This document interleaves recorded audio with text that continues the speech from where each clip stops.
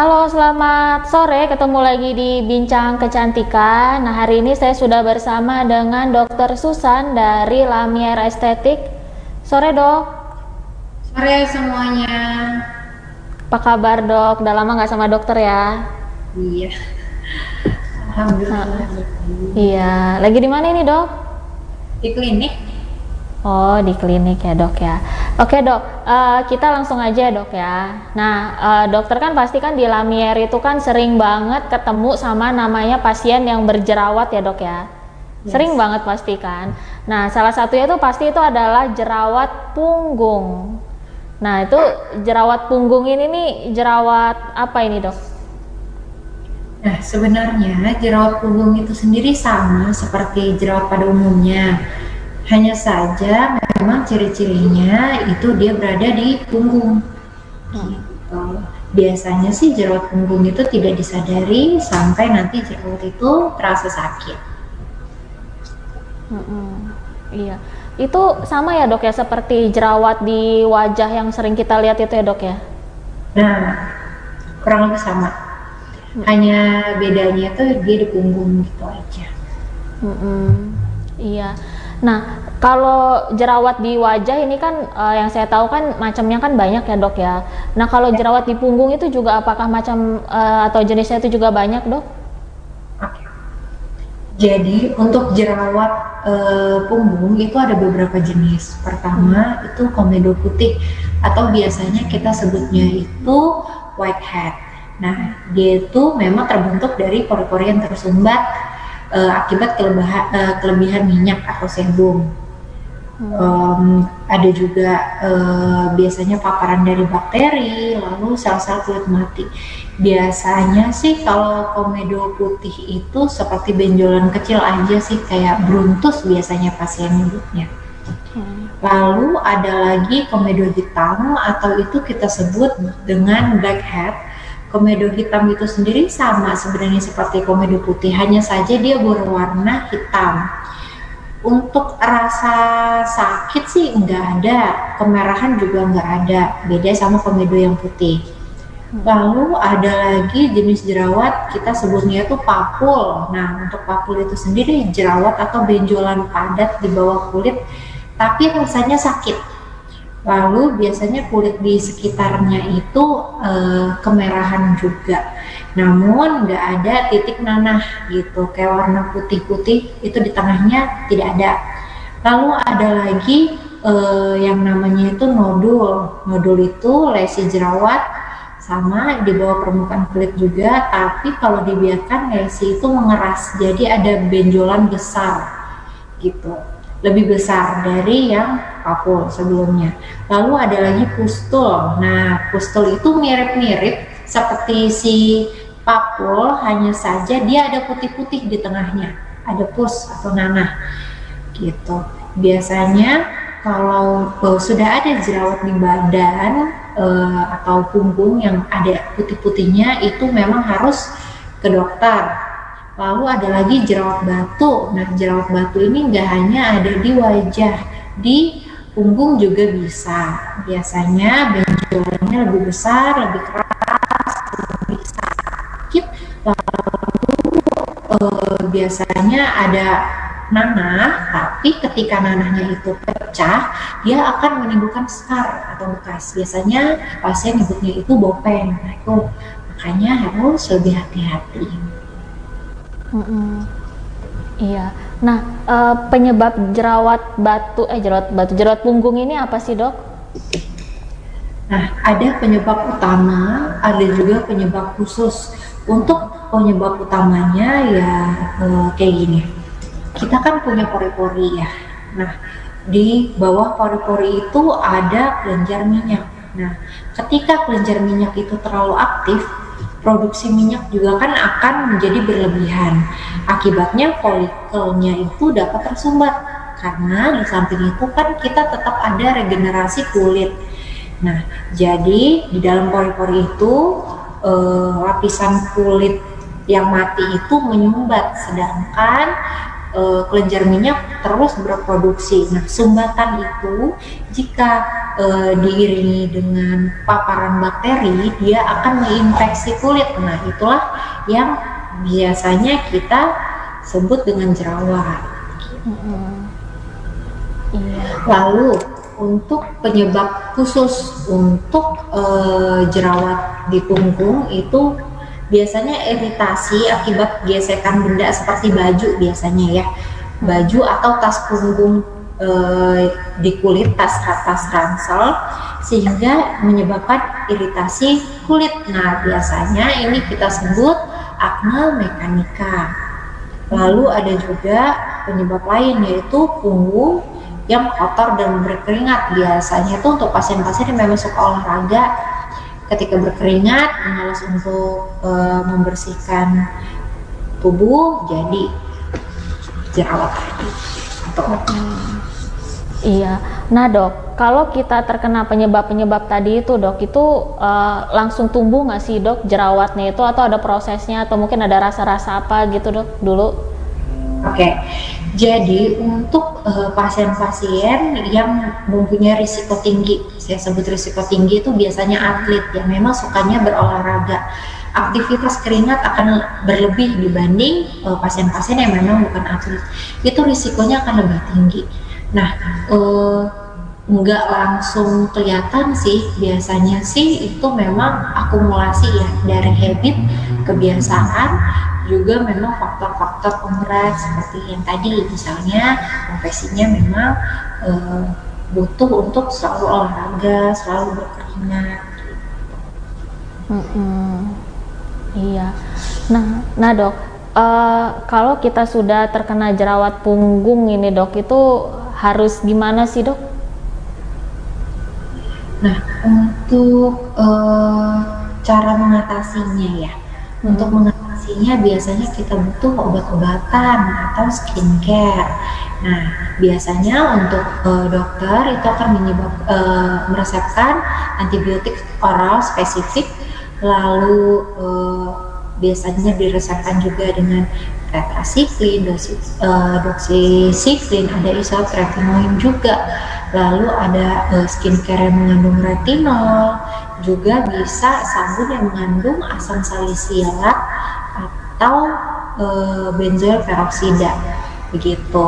Nah, untuk treatmentnya sendiri itu ada banyak. Kalau di Lamier Estetik kita ada SSD ya. Untuk treatment jerawat punggung selain dengan peeling juga ada IPL dan juga laser NDF. Itu berfungsi untuk mempercepat penyembuhan sekaligus mematikan bakteri penyebab jerawatnya. Gitu. Iya. Nah dok, tapi kan kalau nggak semua orang kan dia mau treatment ya dok ya. Mungkin karena takut atau mungkin juga karena masalah biaya gitu. Kok cuman hanya sekedar dengan obat-obatan atau skincare itu aja bisa sembuh cepat nggak dok si jerawat punggung ini? Bisa, yang penting untuk pengobatannya itu serius, karena risiko untuk jerawat itu kembali lagi tetap tinggi. Yang dimaksud dengan serius itu seperti ini, biasanya pasien tuh belum sembuh total tapi ngerasa udah ada perubahan sedikit, dia udah berhenti gitu.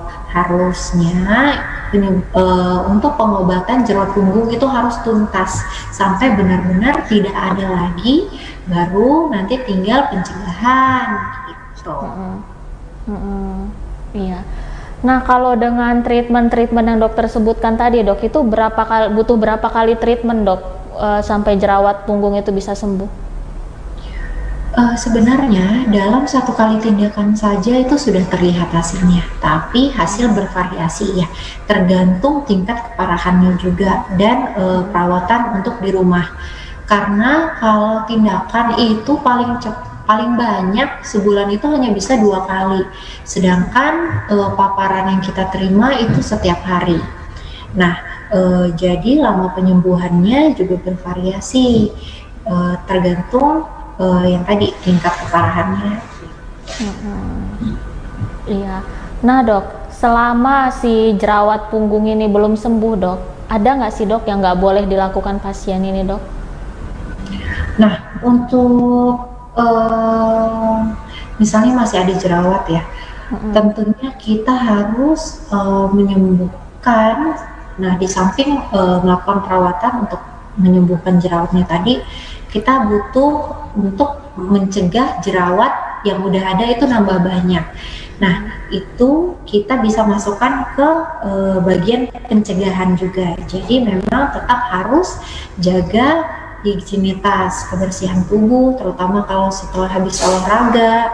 Lalu hindari terlalu sering memakai pakaian-pakaian yang ketat. Lalu harus rajin eksfoliasi, baik punggung ataupun seluruh badan. Lalu bisa menggunakan produk yang bebas minyak seperti yang sifatnya non-komedogenik atau non-acnegenik. Lalu mengurangi pemakaian ransel, biasanya puber ya. Pasien-pasien remaja itu aktivitas lagi tinggi-tingginya, pakai tasnya tas ransel, akibatnya akan makin banyak gesekan-gesekan tadi di bagian akne yang memang masih flare, masih meradang. Itu bisa memperlama juga penyembuhannya. Lalu harus rutin mengganti spray atau pakaian yang sudah kotor.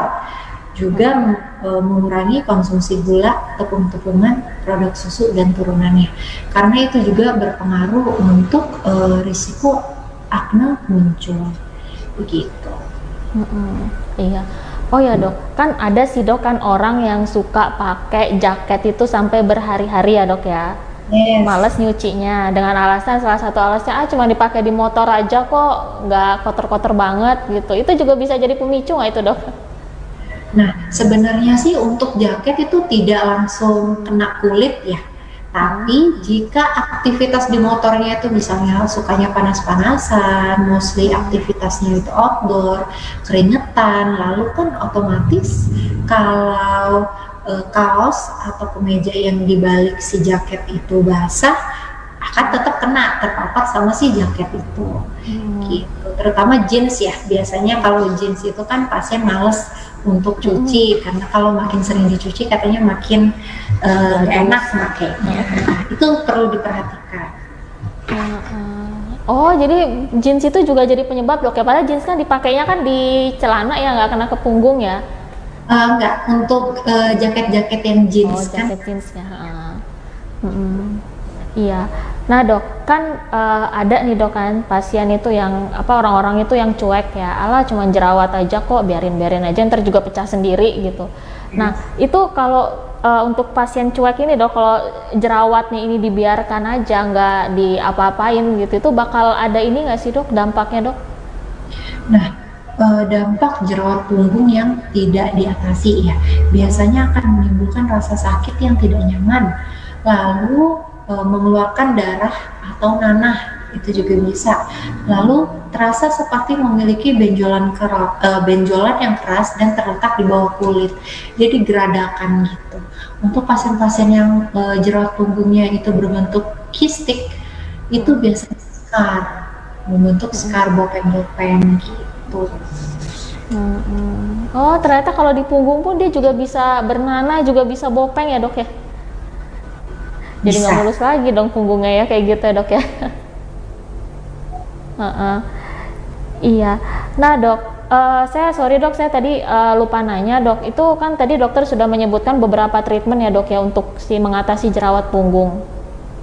Tapi ada nggak sih dok kondisi-kondisi kulit itu yang tidak boleh melakukan treatment itu dok, walaupun dia sebenarnya punya jerawat punggung itu dok? Biasanya sih ibu hamil ya, ibu hamil itu tidak bisa dulu untuk melakukan peeling, dan ada beberapa kandungan skincare yang memang untuk ibu hamil itu nggak boleh terpapar. Terus jadi sebenarnya spesifiknya sih ke situ ibu hamil. Kalau yang lain enggak, paling pasien-pasien yang memang punya alergi tertentu dari ingredients atau bahan-bahan yang ada di skincare. Iya. Nah dok, ini pasti ini pertanyaan yang sering ditanya sama orang ya dok ya. Tarifnya berapa sih dok? Untuk treatment tadi itu dok, yang ada IPL apa tadi? Dasar ya. Nah, di Lamia Estetik kalau pilih itu 100.000 aja. Lalu untuk IPL dan laser ini kita masih terbatas untuk wajah aja sebenarnya. Coba nanti kalau memang ada problem dengan itu bisa didiskusiin aja. Jadi kalau misalnya area jerawatnya itu sama, lebarnya seperti wajah, kayaknya kena casnya sama aja sih. Kalau IPL itu 250, lalu untuk laser itu 350. Terjangkau ya dok ya sebenarnya ya, nggak mahal loh itu. Nah, apalagi kalau member itu tambah lagi potongan 10%. Oh iya, nah kalau jadi member gimana dok itu caranya? Apa itu dok? Ada syarat khususnya nggak itu biar dapat si diskon itu dok? Oke. Jadi kalau ingin menjadi member itu cukup perawatan aja dulu. Ini secara otomatis setelah perawatan 1 kali jadi bisa otomatis langsung jadi member. Iya. Nah walaupun kita misalnya jerawat punggungnya itu sudah tidak ada lagi ya dok ya, tapi kalau mau melanjutkan perawatan itu bisa dok? Untuk perawatan bisa, jadi misalnya jerawatnya sudah hilang, tapi kan bekas-bekas biasanya lebih lama ya, itu kita bisa body peeling. Iya. Oke deh dok, udah cukup detail banget ya dok ya penjelasannya. Sebelum saya tutup ada yang mau dokter sampaikan dok? Oke, jadi untuk jerawat punggung itu biasanya pasien agak males ya untuk datang ke klinik karena kan itu tertutup. Tapi suatu penyakit yang dibiarkan lama-lama akan berdampak buruk, biasanya nggak hanya di estetik tapi juga rasa nyaman dan risiko-risiko medis yang lebih parah begitu. Jadi jangan sungkan, mau cowok atau cewek, biasanya jerawat punggung kan cowok ya, jangan sungkan untuk datang ke klinik karena mempunyai kulit yang sehat itu bukan feminin, bukan fenomena feminin gitu. Semua orang berhak mendapat kulit yang sehat. Jadi jangan ragu untuk mengobati jika kalian punya jerawat punggung. Oh iya dok, ya benar juga dok ya, itu ada yang cowok itu ada yang bilang dok, yang treatment ke klinik mah itu mah cuma cewek aja itu mah, cowok mah nggak bisa. Ada yang kayak gitu loh dok. Iya benar. Iya padahal enggak ya dok ya, dan itu kan nanti kan kalau kita perawatan terus itu kan nanti kan pas kita udah ke depannya, pas kita udah tua kan nanti hasilnya bakal kerasa dok ya, jadi awet muda gitu ya nggak dok? Tetap cantik, tetap ganteng, bener nggak dok ya? Nah. Dan kalau perawatan ya ke Lamier ya dok ya, Lamier buka tiap hari ya dok ya? Kita buka setiap hari. Untuk saya sendiri itu off di hari Minggu, tapi jangan khawatir, di hari Minggu ada dokter lagi dengan dokter Anggi Resti. Kalau ada. Iya, oke deh dokter Susan, terima kasih banyak ya dok ya atas waktunya dok ya. Mau tindakan ya dok ya? Iya. Iya makasih dok ya, sampai ketemu lagi dok ya. Dengan senang hati, terima kasih. Ya Tribuners, tadi obrolan kita bareng dengan dokter Susan, sampai jumpa lagi di Bincang Kecantikan berikutnya. Selamat sore.